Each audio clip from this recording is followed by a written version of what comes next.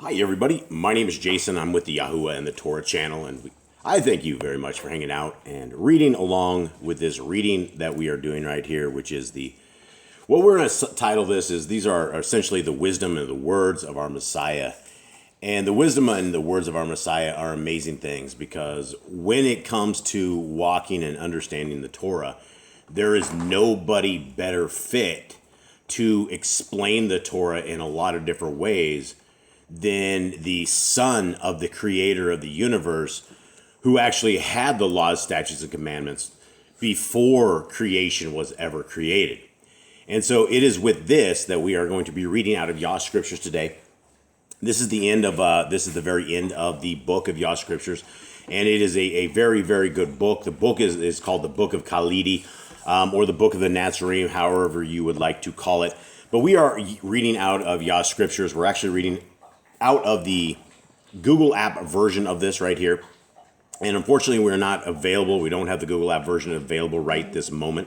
So without further ado, let us begin into this book. And then we're in the chapter 2, verse 1 of this. And as I go through this, I want to take time and discuss this because we did a reading over this as a family a long time ago when we were first putting this out into Yah Scriptures. And it was amazing. It was a work of art then at that point. And the more I read through this particular book, the more understanding I get of my downfalls, the problems I have when I try to walk the Torah as I think it should be walked, and how the Son of the Most High tells us to walk this. And so let us begin right here. And this is the book.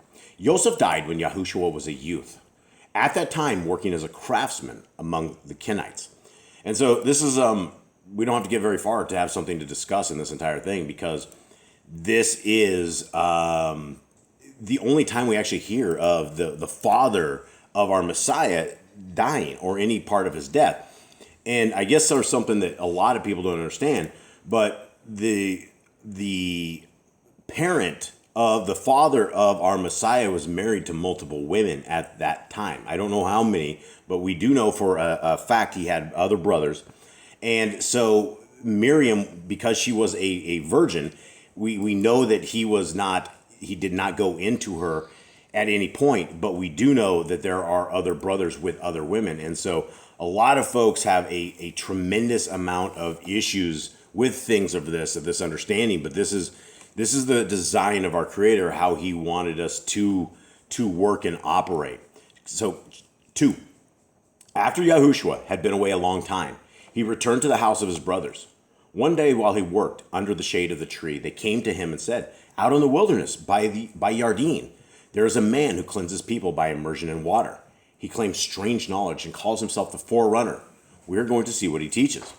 And so, for those who do not know, the Yardeen is simply the river. It's the Yardeen. It's a popular river that's back in the days. Yahushua said, "I have heard of these things, and surely as the son of our forefather Yishai prayed to be cleansed of his secret faults and presumptions, the sons of our father should not stand aloof from cleansing. I will go with you." And so this is a lot of prophetic things, and not really prophetic, but this is a lot of understanding, is that John the Baptist, or who we're talking about here, the Forerunner, he was definitely the one who was prophesied, the Forerunner. And when we are talking about Messiah at this point in his life, he knows he's the son of the higher power. And these are things that we don't get from other scriptures. We don't understand when it was he understood or learned that he was truly the son of the creator of the universe in a lineage directly to him. So continuing on, Yahushua said, actually, no, we're on 4. And that's where under the 3, where Messiah does know what his calling is and what he's supposed to be doing. 4, the brothers of Yahushua said, "This man is called Yochanan. He heralds the coming of an enlightener who will be an all-wise instructor in goodness. He himself does not bear this new light, which will dispel the darkness in men's mind. He tells of one who will grant men the privilege of becoming children of Elohim, awakening to eternal Chai, life, that part within them not born of earthly desires."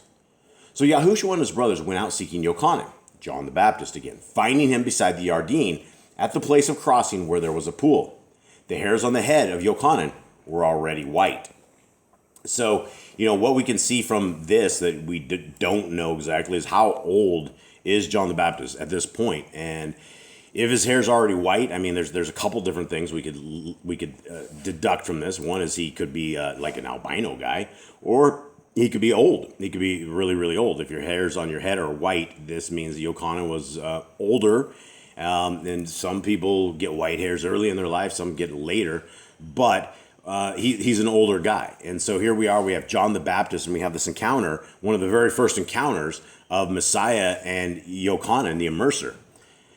Yochanan, seeing Yahushua among them gathered about him, said, "Look, all of you, here he is, a man in whom there is no guile, the true Lamb of Elohim, the one we await. For Sethel, sending me forth to immerse, instructed me thus, when you discover a man worthy to be the receptacle of the Ruach HaKodesh in abundance, the same shall you acknowledge as the enlightener." And so this is John the Baptist, Yochanan the immerser, with the understanding of what his life's mission was. His life's mission was for this moment right here, where he is able to see the Lamb of Elohim. This is the child, the Savior, the one who is going to save all of us. And here he is right before him. And all his life, he just knew that he had to be the forerunner for this. He had to be the one that was paving the way, getting people's hearts ready for this moment right here. Hearing these words, Yahushua joined with those to be cleansed. But when he stood before the forerunner in the water, Yochanan said, "You have greater powers of cleansing than I, yet you come to me?" Yahushua replied, "The power to cleanse and revitalize with the Ruach is not in men, but in the Ruach which fills man. It is important each should be allowed to do whatever he is called upon to do." So here we have the encounter of Messiah and John the Baptist, and it's the same that we have read in regular scriptures before, that John the Baptist he's having an issue where he knows who the Messiah is, but yet he's the one responsible for immersing the Messiah. And so this is this same encounter that he has had right here. It's very interesting to note that on this encounter with Yahushua and John the Baptist, that one of the things that Messiah says in his wisdom is that he's talking about the Ruach HaKodesh and what fills a man and what doesn't. And he says it is important, each should be allowed to do whatever he is called upon to do. And that is really important because there's a lot of stuff that we can gleam and glitter from this particular book. And a lot of it is that a lot of us may feel insignificant in the roles that we have in the world, or we may feel like we're not being pushed to where we are complete. But it is the power of our Creator, which is the Ruach HaKodesh, that He builds men and builds them up for whatever roles they are to have. And as long as we are in covenant with our Creator, which is obeying His laws, statutes, and commandments, then we're going to have the power of the Ruach HaKodesh, which is going to guide us and to put us where we need to be. Going to 9. Yahushua asked of Yochanan, "What do you know about me?" And this is very, very crazy, right? Out of all of these people, this is what we know of as one of the very first encounters that they had.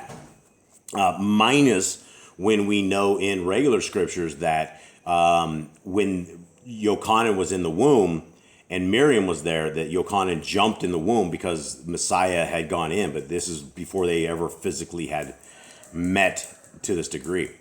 10. Yochanan said, "Years gone by, I had a vision of 3 lights of the Shamayim. And as the sun sank, so they rose. A flame of fire went up over Jerusalem, and smoke filled the Hayekel, and a star fell down into Yehuda. The meaning I know, for it was this: the deliverer is born, and woe unto the house of Herodes. Woe unto the scribes in your interpretations of the Torah. The star that appeared and stood over Jerusalem was a child, planted into Bethlehem, from out of the heights of the Shamayim, as was foretold, and it was Nabu. He would be the deliverer. The fire that burned was the fire of a strange altar. And again, for those who don't know, this is the correct pronunciation of Bethlehem that we know of. Also, when you nabu, that means you are prophesying, is what that is. And the Shemaim is heavens. So it's talking about out of the heights of the heaven, and it was foretold and it was prophesied that he would be the deliverer. 12. And again, Nabas, I prophesy, I Naba great things for you. You are the true bin of Elohim. And this is one of these things in the scriptures that John the Baptist is absolutely a witness, one of the witnesses of who our Messiah is. And it's not that he doesn't say right here, you are Elohim. He says you are the son of Elohim. And so when we get caught up into this believing of the Trinity and the believing that our Creator and the Son and the Ruach HaKodesh are all one big egg and it's just one big party with three separate people, but yet we all worship one as three, it's just a mess because we have witnesses statements in scriptures. We have what we need to get a matter established, and this is one of them where John the Immerser says you are the bin of Elohim. Soon you will see the glory of the Shemaim revealed, and the power of the Ruach HaKodesh will be poured out unto you as a stream of pure water. The time has come to proclaim yourself. Shalom, shalom on you, whom our Elohim has chosen as his messenger, for you will proclaim the true Besorah, the good news. Strengthen your heart, for the road ahead is steep and stony. No man is hated so much as one who tries to point out defects in character and attitudes and seeks to guide men along the path of right and beneficial living. So these are huge things, right? The Yochanan is talking to our Messiah, and he's boosting him up, right? He's telling him this is what you are. Strengthen yourself. Understand this is not going to be a good road. This is going to be a hard path. It's going to be steep, stony. And whenever we talk about a road ahead, those are hard roads to walk. And so this is part of the enlightening of our Messiah, is his coming into what he's becoming right now. Then Yochanan took Yehoshua down to the river and immersed him. And he was overshadowed by the Ruach HaKodesh and became fully filled with his power, so his face glowed. And the people wondered and were bewildered, for they did not understand. Yet the face of their forefather Moshe had also glowed after he had been in the presence of the Ruach HaKodesh of Yahuwah. And so we have things that, again, we forget, right? They lived among a people that had the Torah. They had the books of Moshe. They had all the understandings of what happened when Moshe went up into Mount Sinai, when he was speaking with Yahuwah, when he was in the tabernacle of appointment. His face and his whole head was shiny. And we only have one other time when we have in scriptures, and when it was the birth of Noah, when Noah was shiny and very, very white. He was very, very different than the rest of what's out there. Sorry, guys, the interruptions are dogs. For those who do not know, I have 9 pit bulls, and they seem to act bad when I'm trying to do these recordings.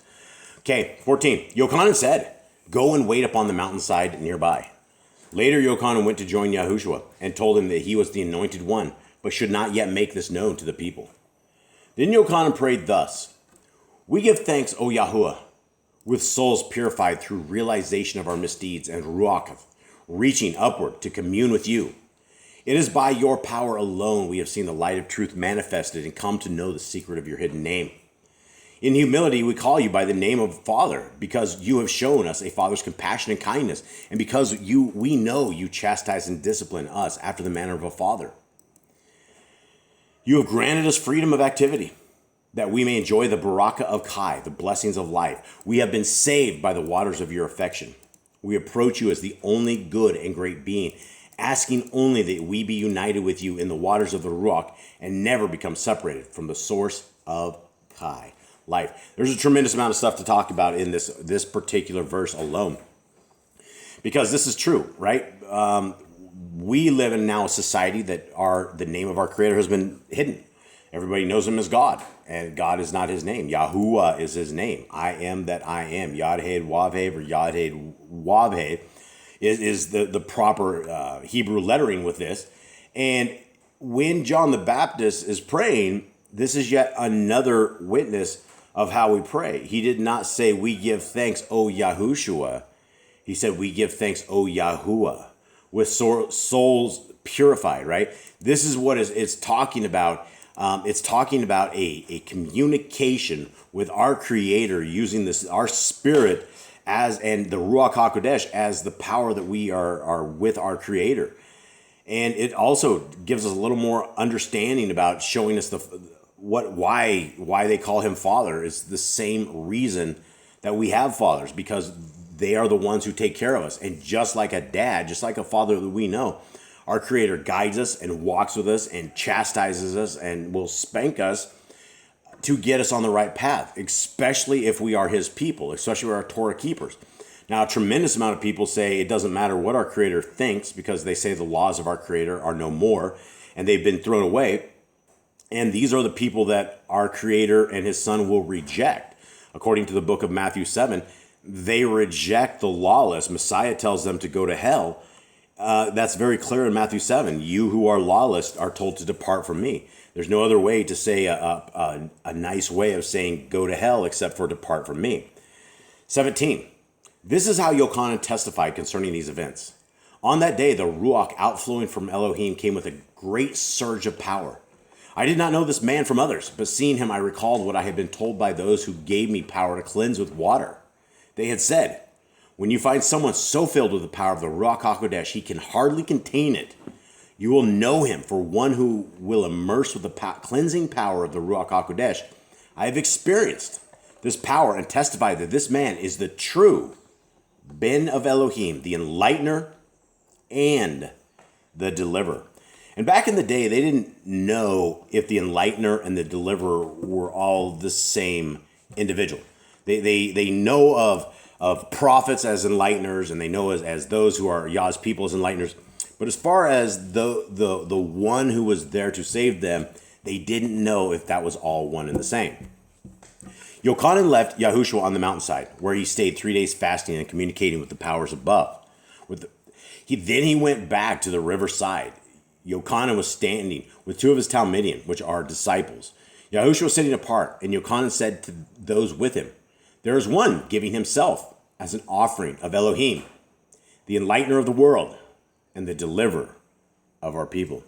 So he continues on again and gives us the understanding of what his understanding was. And this is after a lifetime of praying, a lifetime of seeking our Creator, a lifetime of ministering to people and trying to get people on the right path. This is a huge endorsement. This is the endorsement of Yochanan. 19. Then the two Talmidim, the disciples, went to Yahushua and said, tell us about your teachings. Shall we follow your way or that of Yochanan? Yahushua said, there is the way of the wilderness, and there is my way, alike in teaching, but calling to different men. What Yochanan teaches accords with the Torah, even as my teaching. Obey either or both. They are the Torah. So this is one of these huge things that many people, especially in the Christian religion, don't understand, is that our Messiah taught the Torah. He didn't come to get rid of the Torah. It wasn't that when he was nailed to the tree that the Torah is gone. In fact, it brought the Torah to life. In fact, it showed us a tremendous amount of things, and it's our way. The only way that we are able to break the curse of spiritual death of the time when we are 3 years old that we put our hand in the cookie jar and steal a cookie, we are falling under the curse of the Torah, which is spiritual death. What our Messiah did was come and he broke the curse of the spiritual death so that we can approach our Creator, so that we can approach the kingdom to come, so that we can approach him, right? But what he's saying right here is he is definitely not saying the Torah is gone. And the question was the people that were disciples of John the Baptist, they were coming to him and they're going, your stuff seems different than what we know of with John's. But what Messiah clearly says is that if it teaches with according to the Torah, it doesn't matter whose teaching it is because it all leads to the Torah. So that's very important that everyone understands that Messiah did not come to get rid of the Torah. 21. From that day forth, Yahushua had power to heal the sick and do many things, but he went out into the wilderness bordering Yarden, uncertain about his next move. While there, hungry and thirsty, he fought with the flesh, resisting the temptation to go down among the habitations of men and use his powers for selfish ends. So this is stuff that a lot of people may have a problem with because they don't realize that the Messiah of the world walked these lands as a man, and he had these same kinds of issues we do. He gets hungry, he gets thirsty, he sees the beauty of women, he sees all of these things that are around us that we are told to contain ourselves with. It's not like he has superpowers. He does have superpowers, but as far as this human side, he is not allowing this to happen. Right here, when he was hungry or thirsty, all he needs to do is turn a stone into some delicious bread. He knows about the food of the Shemaim of heaven. He could have angels bring him the most delicious stuff that we've probably never even heard of on a platter, piping hot. But yet he went and he was fighting these manly human issues as he was showing us that you can resist the devil, you can resist the evil, you can fight this human nature that we all have for the glory of the kingdom and for the glory of our Elohim. 22. The same Ruach of Yahuwah, which overshadowed Yahushua, overshadowed the creation. It enlightens our outer darkness and bestows Kai and is eternal. You know, what a profound thing, right? The spirit of Yahuwah, which overshadowed Yahushua, overshadowed creation, right? Every time you take a breath of air in, every time you see the beautiful rain or the sun, the moon, the everything around us is built by the power of our Creator. I believe every time that we take that breath of air in, we are breathing in a piece of creation, a beautiful thing that our Creator has given to us, and His hand is on everything. And for those who think that our Creator isn't watching every move that you make, that we make, that all of us make, that is why the earth is His footstool. That's why He made us into a little terrarium that we can sit here and we can live our life with free will. And with that free will, we can either choose our Creator or we can choose the devil. Choosing our Creator means that we are obeying what He says in Genesis, Exodus, Leviticus, Numbers, and Deuteronomy. That's called the Torah. That's called the law. That's what our Messiah is pushing, and that's what He wants us to keep as well. It's very, very important. Now, finishing on, 23, Yochanan was one of those who can see the Ruach of men. So he knew the nature of Yahushua. These things took place at Bathsheba, which means place of crossing, which is very interesting because there's no biblical account for anything we should ever be called, right? We're not called to be Mormons, Catholics, Christians, anything, right? Our father Abraham, who was not a Jew, there was no such people as Jews. The only thing that he was ever called in Scriptures is called a Hebrew, and that means crossing over. And that is what our forefathers did.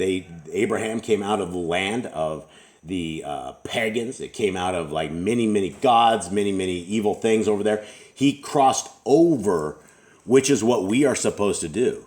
When we come into covenant with our Creator, when we decide to keep His laws, statutes, and commands, when we have the faith of our Messiah, Yahushua, that is what crossing over is. And that is what this entire walk is. This walk is not a get on your knees and pray one day and live like the world. This is a daily walk. We are told that the Torah should enwrap us, that it should embrace us, that we should rise to it, that we should go to bed to it, we should discuss it with our children. It should be as frontlets on the front of our eyes. It needs to be on the doorposts of our house. It needs to be everything in our life. We need to make sure that we are living the Torah, not just understanding it, not just reading it, but that we are living it and that our lives are in accord with this, because this is what the kingdom people are going to look like. The kingdom people are a group of obedient people that haven't forsaken the laws of our Creator. They haven't said all food has been made clean. They don't worship on the wrong day, of which is a Sunday. The covenant people of our Creator look different, smell different, taste different, and they are completely different because we are under a set of guidelines happily. And it's not It's not bondage. It's just it's an amazing thing to be under covenant with our Creator. So with that, guys, we hope that you guys have a wonderful day. Thank you much for listening. We love y'all, and we're out.